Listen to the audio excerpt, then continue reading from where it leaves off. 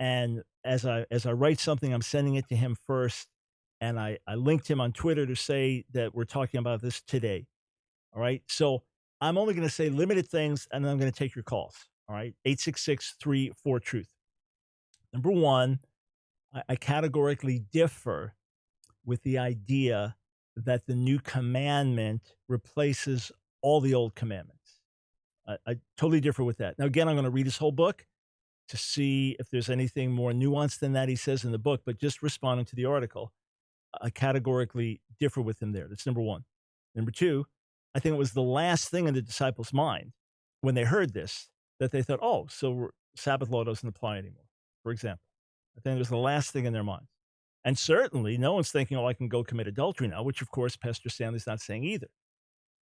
Rather, through the new covenant, the moral commandments are written on our hearts. And that's why Paul can quote from the 10 Commandments in Ephesians 6 and say, children, honor your parents, obey your parents. This is the first commandment with promise. Honor your father and mother. So Paul quotes this in a New Testament context. So I differ strongly with the way things are being expressed here. Now, here's what I think is very positive. Pastor Stanley says the Sermon on the Mount is for today, which takes the adultery prohibition to a higher level and internalizes it as well, and takes other commandments to a higher level. Whole lot easier to keep a lot of the Old Testament laws and to follow the Sermon on the Mount, which requires supernatural grace to do even more than the grace that was needed to obey the Old Testament commandments. To go to a temple to offer sacrifice is not a hard thing to do. To keep certain ritual purity laws, it may be a lot to learn, but it's not a hard thing to do. To live a holy life on the inside, first and foremost, that's challenging and requires supernatural grace. And one of the 10 Commandments starts there. Don't covet. It's internal. Yeah. So Jesus is taking that and just deepening the application in other commandments. So there are hyper grace teachers. Tragically, one of the very, very worst, serious errors of the hyper grace camp is that it says the Sermon on the Mount and the teachings of Jesus before the cross do not apply to Christians today. That's dangerous. That's serious error. That's ugly error. That is misleading error. That is damaging error. That is error that can lead to the destruction of someone's life in God. Yes, it can. Jesus said we make disciples by teaching them to observe everything he commanded us, the Greek indicating everything he previously commanded us. This is serious, serious error. And Jesus says in John 15, so Matthew 28, 19, 20, I just quoted, Jesus says in John 15, 7, that we are to abide in him and his words in us. And then we ask what we will and it'll be given because we're in harmony with God. Jesus says in John 14, 26, the Spirit will remind the apostles of, and us by extension, of the words that he spoke. Matthew 24, 35, Jesus says that heaven and earth will pass away, but his words will never pass away. So, amen. Let's preach the Sermon on the Mount. Pastor Stanley, preach the Sermon on the Mount. Let's do it. Let's go through it and challenge believers to live the impossible life that God calls us to live only by his grace and empowerment. Absolutely. Let's do it. Let's preach his absolute lordship. Let's warn. Let us warn about the consequences of scorning his words. Yes, yes, yes, yes, yes. In fact, I may start there. Yes, Pastor Stanley, let's preach the Sermon on the Mount. Maybe I'll start there in my next article. But having said that, if you just say of course the 10 Commandments apply to today, then obviously the question is, what about the Sabbath? What about the Sabbath? So David commented on Facebook. He said, yes, though the Sabbath day has changed for Christians from Saturday to Sunday, the day Jesus rose from the dead. So yes, we keep the Sabbath, but it's changed. Huh. And here's the way folks have voted thus far on my Twitter feed. So this is how they voted so far in my poll. Does the Sabbath apply? Since the Sabbath command is one of the 10 commands, do you believe it? 10 Commandments, do you believe it applies to Christians today? So 14% said yes on Saturday, even though the Sabbath commandment is the seventh day. That's Saturday. So they're saying it applies, but in a modified way. 25% said yes on Sunday, although there's literally no scriptural support for this, and this is really more an edict of the Catholic Church. And then 39% said yes, it applies, but only spiritually. In other words, that we find rest in Christ. And then 22% said no. All that to say that Pastor Stanley's comment, as controversial as it was, and as much as I take issue with much of what he said and the way he said it, has more support when it comes to the Sabbath than it might seem evident. So are the Ten Commandments relevant, but in a different way? Do they apply, but in a different way? Okay, we come back. Your calls only. We're getting straight to your calls when we come back. 866-34-TRUTH.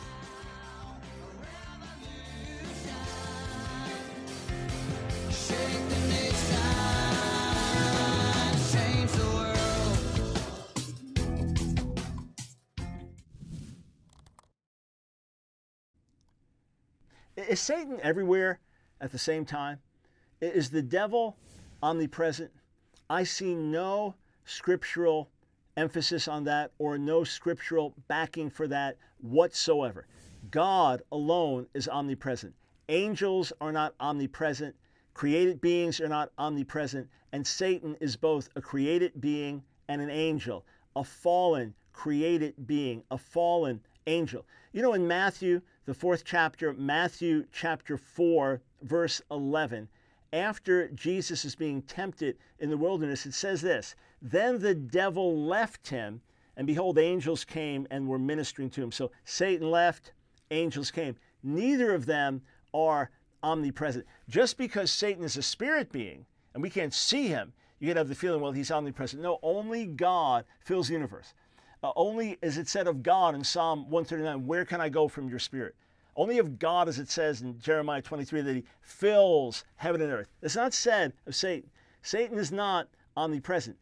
Satan is a powerful, dark, spiritual being, very powerful, very deceptive, and he has a well-organized army of demon powers under him, whether those are fallen angels or wherever we get the class of demons from, and they are sent out.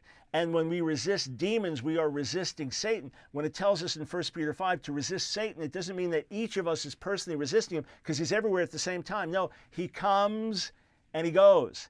Just like in Matthew, the 4th chapter, he leaves and looks for more opportune time. Satan is not omnipresent. Let's not give him credit he doesn't deserve. Only God is almighty. Only God is omniscient. Only God is omnipresent. Absolutely not Satan. There's more information at metashare.com. It's The Line of Fire with your host, activist, author, international speaker, and theologian, Dr. Michael Brown. Your voice of moral, cultural, and spiritual revolution. Get into The Line of Fire now by calling 866-34-TRUTH. Here again is Dr. Michael Brown. Thanks, friends, for joining us on The Line of Fire. All right, your comments now. We start with Aaron in Oregon. What's your take on the Ten Commandments issue? Hi, Dr. Brown. Thanks for taking my call. So my understanding of my relationship with the Ten Commandments as a born-again believer in Jesus Christ is that I am not obligated to obey the seventh-day Sabbath as an Israelite would have been for a couple different reasons that I'll try and go over briefly, which is that so Sabbath was commanded to Israelites. So that's the first reason. The second reason being that it was what I believe is that it was a ceremonial law, because, like, for example, if a child Aaron, let me just jump in.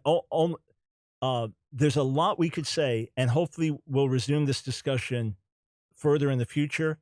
On Sabbath, we've discussed this many times. So I know you have a lot to say, and I hate to do this because I'm asking for input, but in short, would you say that the same thing, sir, about the other 9 commandments that you say about the Sabbath, or is the Sabbath command different because it was specifically given to Israel only? What what separates the other 9 commandments from the Sabbath is that they're all moral commands that Jesus repeated. Okay. All right. So you would say when Pastor Stanley says the 10 Commandments don't apply to Christians, in a nutshell, what would you say to that? I would say that I do not agree with his position in the sense that I do believe that 9 of the 10 commandments were repeated by Jesus Christ as commandments to us in the New Testament. Got it. Hey, I know you have more to say, but I was hoping you could say things concisely and clearly, which you did. Exactly the input I was asking for. Thank you very much for the call. And we'll talk more about Sabbath specifically in the future. But thank you. 866-34-TRUTH. Let us go to Ted in Washington. Welcome to the Line of Fire. So what's your take? Hi there. My take is that terms need to be defined. When you're talking about the law, you mean one thing. And when you talk about race, you mean one thing. The New Testament doctrine defines who's under the law, who the law was given to, who's not under the law, what Christ did to free us from the curse of the law. The law was nailed to the cross. We're dead to the law through the body of Christ so that we might live for another. Gentiles who do not have the law do by nature things the law requires. They are a law unto themselves. Got it. All right. So just in short then, yeah. So just about the new nature. Right. So and in short, of the heart and right. Understood. All good points, very important points, and I appreciate your thought into this question. So in short, do you agree with Pastor Stanley's statement that the 10 Commandments do not apply to Christians today, or would you prefer to state that differently? I would state it differently. How would you? I want to avoid black and white thinking with undefined categories. Got it. Okay. Whatever the law says, it says to those who are under the law that every mouth may be silent. All right. And anyone then who's under the law applies. Right. So all right. So how would you state it then? Their mouth from boasting. The 10 Commandments do not apply to Christians. How would you state it?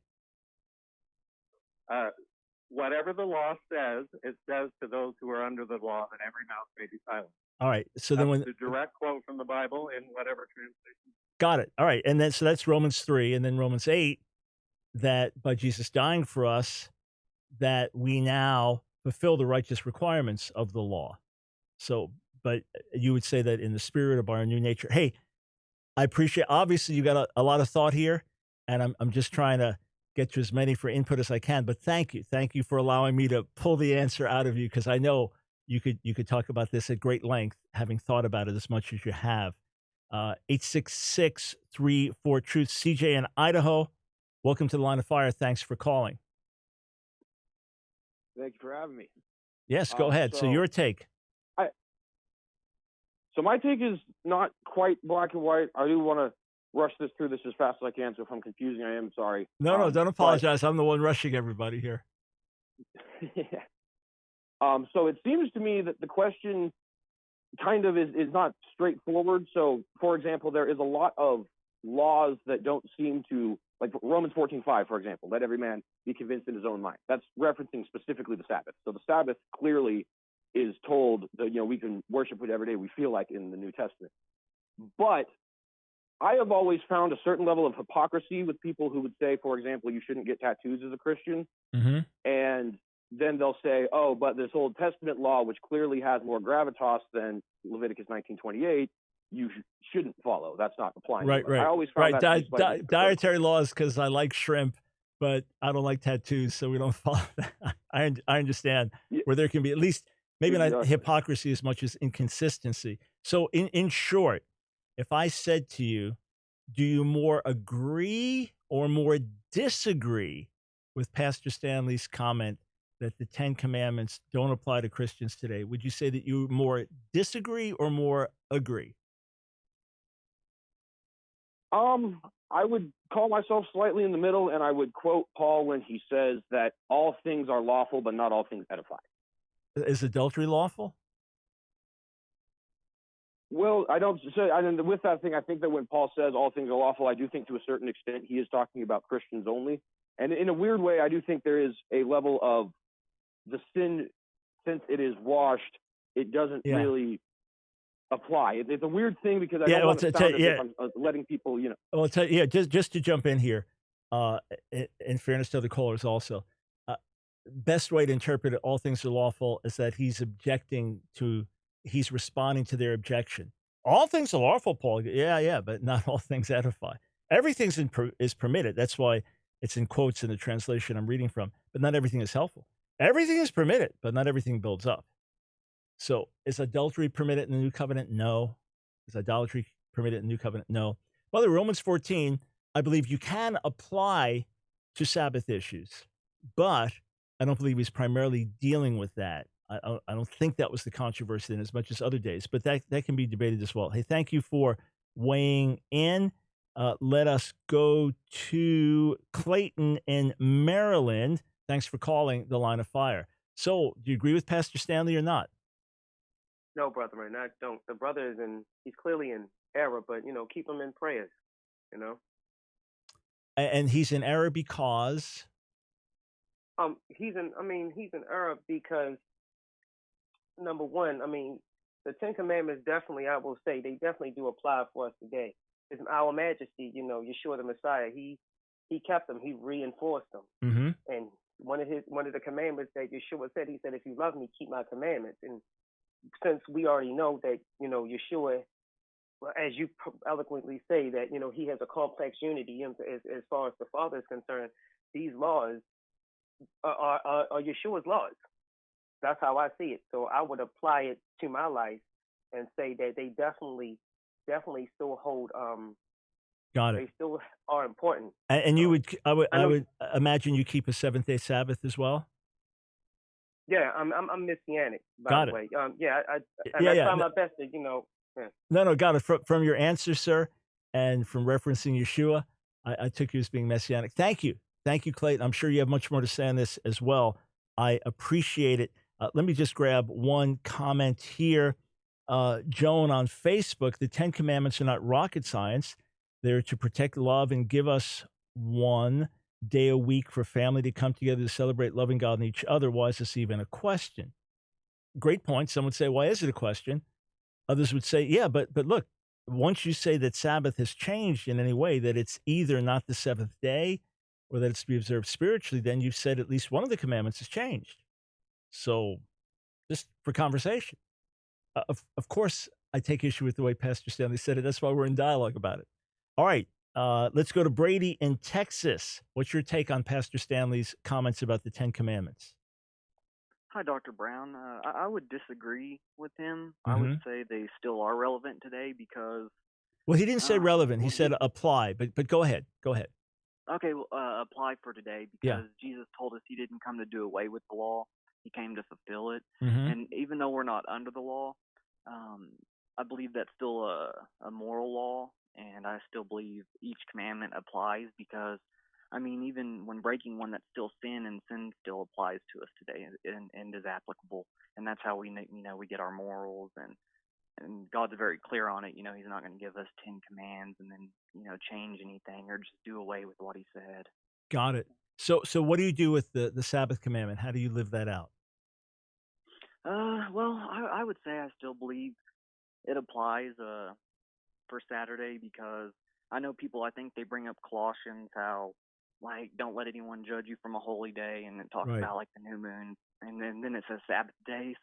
But I think with Sabbath days, there was, a year one, work 6 years, and the 7th year, then there was, the month. So I don't think it's referring to the specific commandment day. Yeah. By the way, Brady, I would differ with you on that, especially when it says that the shadow is in the Sabbath, the substance is in the Messiah. But you could still say he was saying just don't let anyone put you under pressure as a Gentile, as opposed to you can't do it. But that's another discussion. Obviously, you've thought about it. Jack in Texas, can't get your call, but you wanted to support what Pastor Stanley said. Anyway, we'll continue this discussion. Look for my relevant article on this the next day or two. And tomorrow, if you're a follower of Dr. Dale Tuggy or in his camp, consider yourself a biblical Unitarian. Tomorrow's your day to call in with questions and issues for me. God bless.